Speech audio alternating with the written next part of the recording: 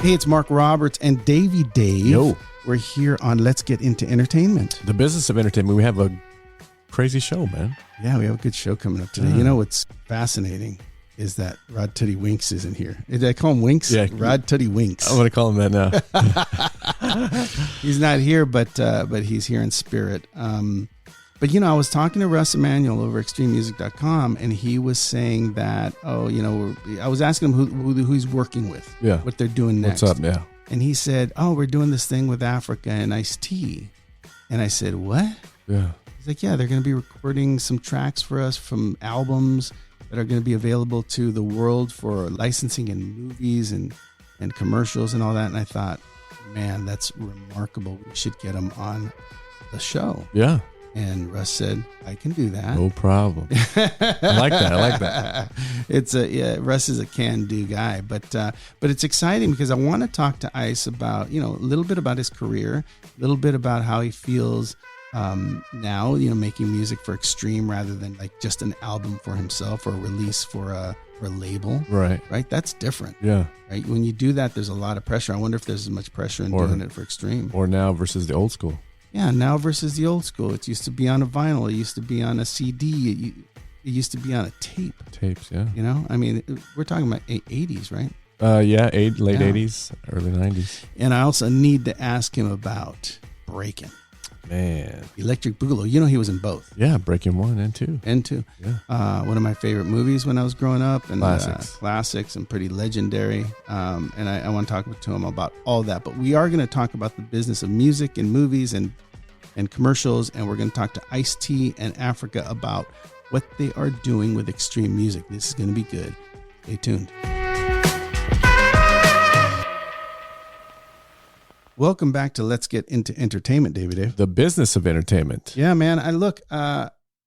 It really is the business of entertainment. We talk about it. We talk about, how it's changing, not only in movies, not only in commercials, but in the business of the music of movies and commercials. It's very important.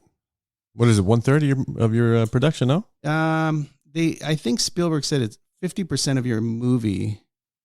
50% is your music. Wow. There you go. So if you're going to enjoy a movie, his opinion is that 50% of your enjoyment is going to be because of the music. I get it. Yeah. So, Russ Emanuel has set us up with extrememusic.com, which, is creating hits based on people licensing these songs for their movies and commercials. And you name it.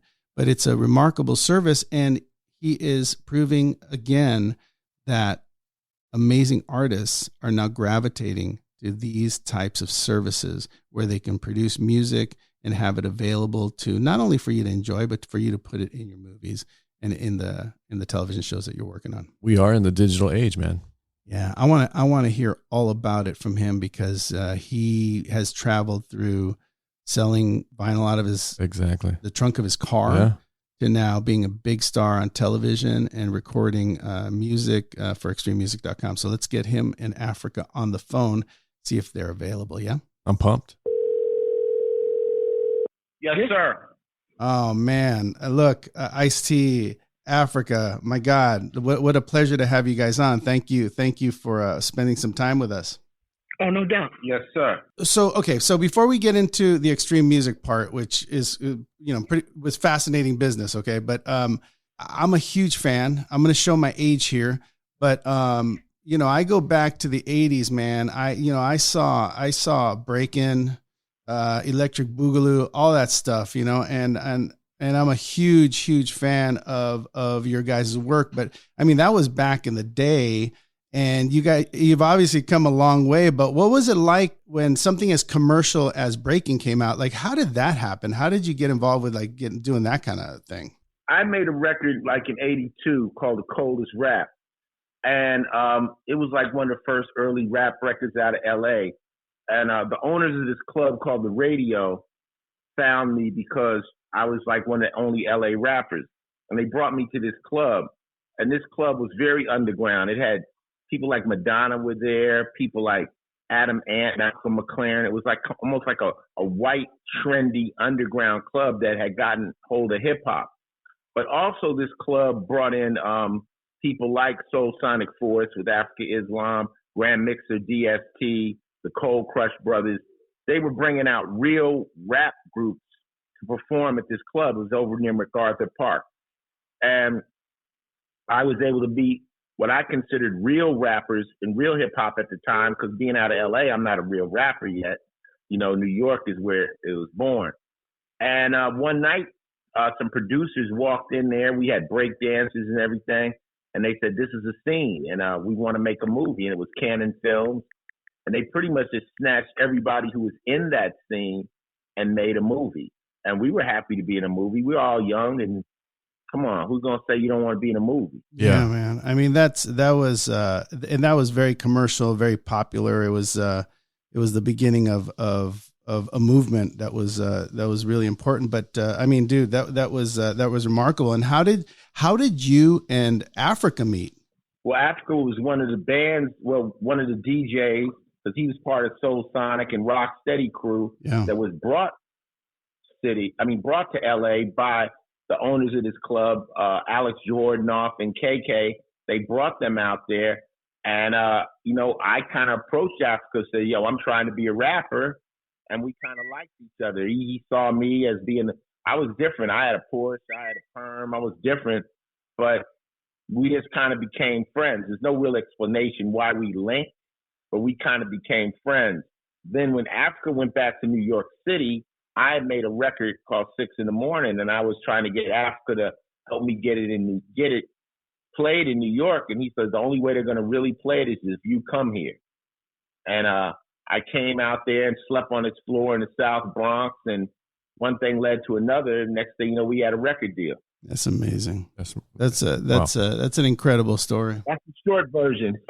Yeah. Well, it's super inspiring. Look, I grew up in East Los Angeles, wanted to get out of there, became a producer, went down, ended up working at Universal. There's a lot of inspiration in wanting to do creative work, and, where you now are is pretty amazing and inspiration. A lot of people who listen to the show are all about like how do we get there? How do we make our dreams come true? So I think it's really neat to hear even the truncated version of how you went from, meeting all these people and being part of this really cool movement to where you are now. So congrats on all of that. You know what? I tell people all the time though, it's step by step. It's like little steps that get you there. People want to just step over all those steps and go from where they are to where I am. Like they don't want all those hundreds of thousands of steps that take me to get here. They don't want to do that. They just want to, what's the quick way? And there really isn't no quick way. It's just the grind. I mean, it's no shortcut. It'll seem like a shortcut, but it's not. There really is not. Yeah. And you're still making music now, obviously, but has it changed anything, or your creative fire to do music? Has it changed since you got on a television show that you've been on for this long, or is it the same? Well, music is different. Like I tell people, I act for the money and I do music to remain sane. Mm-hmm. Like I love writing music. I love I have a song right now that I got to write for Body Count that I'm ready to go because the track's so heavy. But that's just like when I'm most comfortable, Yeah. That's the thing I love to do. Acting is something different because I'm not singing your song. I'm doing what you wrote on the script. I'm playing the character until you're happy with it. I'm not the director. So it's a different art form, but it's fun too. I think the only thing different with music now is that there's a point in an artist's career. I give every artist 5 years where you're on fire. I don't care if it's LL Cool J. I don't care if it's Jay-Z. I don't care if it's Prince. But there's a moment when you're just on fire. You're on the cover of every magazine. You're just the shit. When that passes, hopefully you have a catalog, and then you can perform indefinitely. But I know I'm not going to make a record and it's going to be hot on the radio probably ever again, because there's new kids that need that 5 years. You understand what I'm saying? I had my 5 years, but I can still perform for the rest of my life. I still do shows. Body Count is nominated for a Grammy this year. Congrats. So it's just a different energy than when you're in that 5 year fire mode. You know what I'm saying? Yeah. When you're just a shit. Yeah. It's nothing like that. But hopefully, you've created enough of a fire during that point that you can cruise for the rest of the way out and people will still enjoy your music. I mean, it's interesting you say that. You know, let me ask you this, is because it brought up something. You're right. You know, even if you go back in history, you know, you look at a lot of the bands and the groups that came, that, you know, they had their moment, right? They had their incredible time where they were just doing hits and albums that affected the world, that people were listening to. Do you think that a period of time is most effective for an artist because of what they're writing about and what they're living, and later it's not the same anymore? Or is it just random? Just timing. You only get to be hot so long because, you know, the machine needs to bring a new star in. The audience changes, you know, life changes. So you just have to accept it. It's just what it is. You know, when I was selling millions and millions of records, when I first saw a decline in my record sales, I was like kind of confused. But then I looked around and I'm like, well, Wu-Tang isn't selling as much. Ice Cube isn't selling as much. Public Enemy isn't selling as much. Rakim isn't selling. Okay, all the people who I admire. So it's not me. It's just a changing of the guard. Amazing. And this is just life. Yeah. And the sooner you get a grip on that, the less chance you have of being bitter or upset. You just have to learn, okay, it's time for me to change to another hustle or switch up. Now, I keep making music, but trip off this. You like me on Law & Order. Well, all my fans that watched me on Law & Order were my rap fans, but now they've grown up. Yeah, exactly. And they're adults now, and they have kids. And so they're looking at me on Law & Order like that's my same guy. They still love me, but life has changed for them also. You don't want to be my age rapping like I'm 20 years old. That don't work. Right. So you have to embrace your evolution. So as you evolve, I'm still the flyest 60-year-old motherfucker you ever gonna meet. That's right. You just evolve with it. 63 to be exact. But you just evolve with it. That's the trick. And, you know, all your fans got old with you. You know what I'm saying? Yeah. So it ain't no big thing. Yeah. It's what it is. Yeah, well, that's tremendous advice, man, because I think, well, look, the one unique thing about you, and I think we can all agree to this, is that you have been a star for decades, you know, and that's hard to do. So I got to tip my hat to you on that, because you have definitely been smart enough to adjust and turn right and left when you had to. So one thing I learned is that real never changes.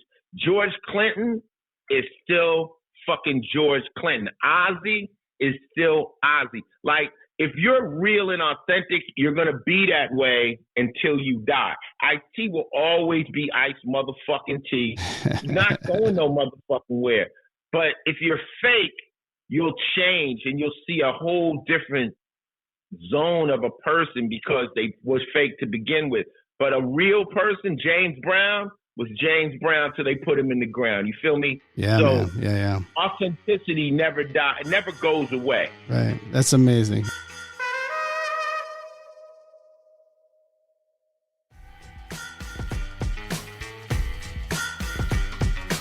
Ice-T you started everything, you know, in your genre, I would say, you know, from movies crossing over into music, which was, you know, you blazed that path, man. Let me jump into extreme music. It's remarkable because we talk about it a lot on our show, is that, you know, when back in the day, there wasn't any online services where you can find music for movies and commercials and things like that. Right now you have this massive company called extrememusic.com where you can find music and license music and do all this stuff. And now Russ Emanuel somehow has crossed over into huge artists doing albums that now, as producers, we can all access and put in our movies, and anyone can use them. You know, you can make a big hit on Extreme and you can have it on you know, on a television show. You can have it in a movie. You guys are now producing and doing an album, I guess, for Extreme Music. Can you tell me about how that works?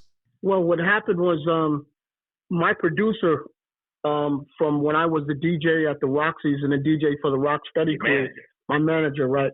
Her name was Cool Lady Blue. and she was really on top of the New York scene in the 80s. And she was connected to Extreme. And she asked me, would we mind doing 3 albums or 4 albums or 5 albums with Extreme, and told us basically what it was about. And I asked Ice. Ice agreed.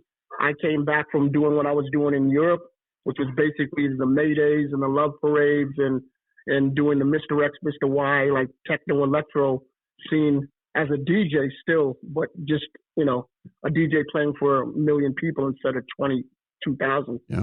So I came back and we started collaborating. That's how we even got involved in it. And since we worked together so many years and have been friends for so many years, it was just a matter of getting back into it. And I wound up picking a real good, eclectic, younger rap crew around basically what Ice was doing, and that's how we did the first Extreme album. Now, when we got the idea, when the thing came down the chutes, we were working on the electronic beat empire thing with Mr. X as a DJ, and working on that kind of stuff. So here comes this idea. I would have blew it off, honestly, but I have had music put in movies. I've had colors in movies a lot of times. I did Body Count, did a song for Gears of War, the video game. Mm-hmm. So I know it's lucrative if it's placed. You know what I'm saying? Yeah. So where Ice-T wasn't ready to do an album, I was like, well, I could do 2 songs per each one of these albums. Is produce the tracks. It's still fun. It's still a love of mine going in the studio, because I wasn't planning on making a rap album. I wasn't in that zone. But this was kind of like fun to me. It was like, oh, I could just do a couple songs per record. Fuck it. Let's do it. It also gives us a chance to put, like he said, new artists from all over the world into these projects. And hey, they may never get a chance to be on a radio, but they might be in a Steven Spielberg movie. You never know. That's right. You know what I'm saying? Yeah, So, absolutely. I think what I'm saying is because I have had my music placed in movies already, I understood that part of the business. Yeah. And so I was like, let's fuck with it. So we've turned in 1 album and we're working on the second one now. I can't wait to go on there and listen to that music. Now, when does your next one release on Extreme Music? What do you know? Well, we're just starting the second one now.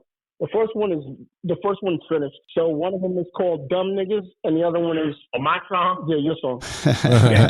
Yeah. One's called Dumb Nigga, and the other is called They Think I Care. But there's a lot of.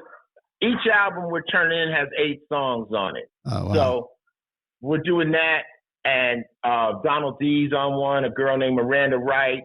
And so it'll be a different group of rappers on each album because we're giving them a break. But every album has 2 Ice-T songs. But we're right now talking to Extreme. We might repeat this and do electronic music albums from Mr. X.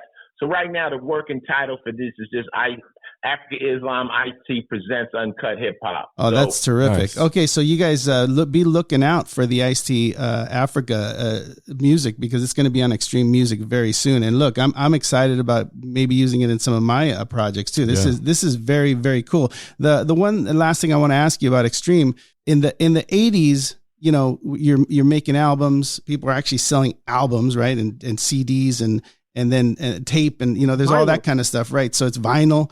Now we're in this digital age where some years back it was scary to know that there was Napster and that there was no one wanted iTunes to happen, and now the world's digital and you got Extreme Music and there's all different places to make music and place it and you can I've heard of hits. Songs making millions of dollars that have been licensed from Extreme Music. It's the real thing. You can make millions of dollars doing that. So my question is it exciting to have all of this new media and new opportunities to record music that gets placed this way, or do you miss the old way? I'm just curious if there was a feeling about how it was. I miss the old way because there's something about making an album that says I'm going to make 10 songs and you're going to listen to 5 of them in a row. You drop that needle once and you got to listen to that whole side. You may listen to that whole side twice, then you flip it over. It's like an album is it's like a novel. Yeah. So now you guys are just reading a chapter from a book. It's like a short story. You don't get the album experience. Yeah. I miss that. Call me old school. But when I make an album with 12 songs and you can just buy one and discard the rest, yeah, that's the problem. And that's why a lot of artists right now aren't making albums anymore. They're just going to drop single after single after single for 99 cents. Yeah. And it says, fuck, you know? So, I mean, you probably old enough to have wax. You remember dropping that needle and listening to an album. Yeah. I remember listening to an album and looking at the album cover for an hour. You know what I'm saying? And reading the liner notes and knowing who produced the tracks and what studios they recorded in and the special thanks and all that. And now you just push a button, you stream it. You don't even own it now. It just streams. It's like paid radio. So, but my thing is like this. I'm a avid reader of The Art of War, and in an unconventional war, you must use unconventional tactics. Yeah. So I can cry about the old days all I want, but these are new tactics to get your music out there and, hey, pay some bills. You know what I'm saying? Absolutely. So Extreme has a lane. You might as well take advantage of it. You got to remember that on radio is playing 20 songs nationally. You know, a Clear Channel is playing a sound. So if you're on pop radio, they're playing about 20 to 25 songs in a loop. And if you're an artist and you think you're going to get in that loop without a bunch of money and a bunch of push, good luck. Good luck. Yeah. So think about it like this is another lane. And if you get a record, a song that's used in a movie, they might now play it on the fucking radio now. You know what I'm saying? Yeah. So it's another way. Hey, what my father used to tell me, there's more than one way to skin a cat, you know? Mm-hmm. Peter might not like that, but that's the truth. No, absolutely. No, guys, look, Afrika, Ice, you guys are legendary. Really appreciate everything you're doing and continue to do. Thanks for the inspiration. And look, I really want to stress, check out extrememusic.com. Check out these new tracks. Put them in your movies, in your commercials, and it's just exciting to have you guys recording and making these songs available to an industry that really needs good tracks for their movies. So I appreciate you. Right on. That's what's up, my man. Thank you. All right, thanks, guys. What a legend, yeah. Well, it's funny as we were talking to him. Yeah, I just started to realize that he has been a star for almost his entire career. Yeah. Since he was like 20. Yeah. So when I saw him in Breakin', which, look, truth be told, he made Breakin' cool, right? Because Breakin' was kind of this fun movie. The Electric Boogaloo part was legendary, right? It's almost like Michael Jackson moonwalking on the 25th anniversary of Motown. Like you had to go back and see him do like the whole dance with the broom or whatever. Uh-huh. But Ice-T made that film cool. Like you were like, oh, wait a minute. You brought a different angle. It was tight. Yeah. So yeah, I mean, from there to the music he did to being on, a hit television show that, look, hit shows don't just create themselves, right? The people in them, the fans that come see him. So he's obviously a big part of. Well, he was a big part of my growing up too, in high school. Yeah. I had the OG album. Oh, yeah, that's on right. vinyl. Great album. It was the first one with the explicit.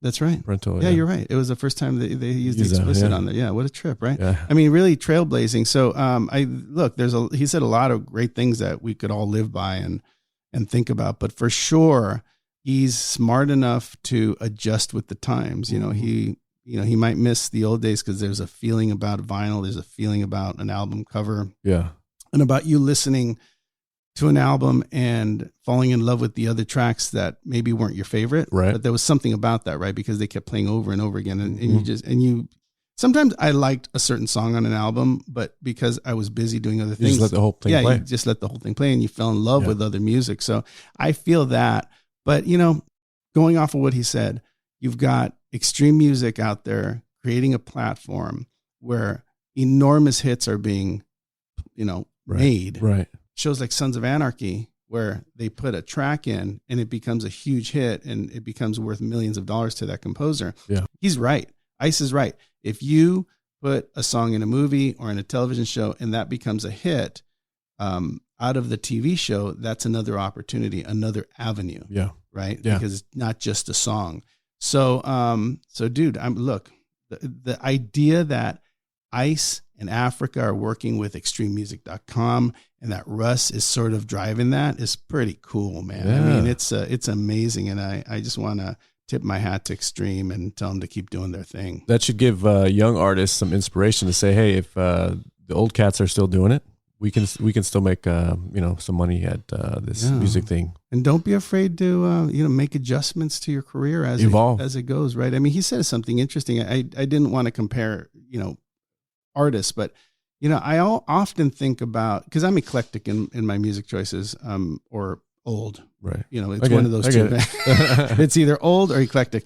But I think about Simon and Garfunkel, or I think about James Taylor, or I think about any of those guys, even the older guys. And I as I listen to their music, I think, is there something about getting older and like the times changing for you, like you're no longer an activist. You're no longer that involved with the world, like deeply involved with the world anymore. So therefore the words that you're putting down on, in a song are don't no longer have the same impact on society than that they did. Yeah, exactly. Well, case in point with this, with Ice, let's take it back to 91, or Body Count came out, like it impacted a lot of people. Yeah. The first thing to happen like that in regards to some lyrics. Yeah. I think about NWA with Fuck the Police, Yeah. I mean, it's just of a time of, you're angry, you're upset, you want to say something about what's happening, and that affects a bunch of people. And as a result, it makes your music more interesting. But I don't know. I think what he was saying is that it's timing. It could happen later for you. I mean, I guess you can think about Tony Bennett and also. Oh yeah, for sure. He had 2 sets of 5 years probably, but dude, it's what a cool interview. Thank you, Russ, for making that happen. Congratulations on the new music from Ice and Afrika. We should all go take a listen on extrememusic.com. It should be out pretty soon. I'll try to get you guys a date next time we're on the show. Nice. But pretty amazing. Thanks, Dave. Yeah, no problem. Thank you. Thanks We're missing Mr. Rinks today. Rod Tootie Rinks. That's what's up. He doesn't say that. All right, guys. Well, thank you for being with us on Let's Get Into Entertainment. The business of entertainment. Dude, this was the business of entertainment today, that was dope. Right? Super dope. I learned a lot from that. And I also talked to one of my favorite artists over the past 30 years. I wish we could have kept him for another hour. I know. I got a lot of questions to ask him. Hey, Ice, come back, man. T, come out. Ice-T, come back. Afrika, come back. Come do it in my living room over here. There we go. No, thanks, guys. Appreciate it. And we'll see you next time on Let's Get Into Entertainment. The business.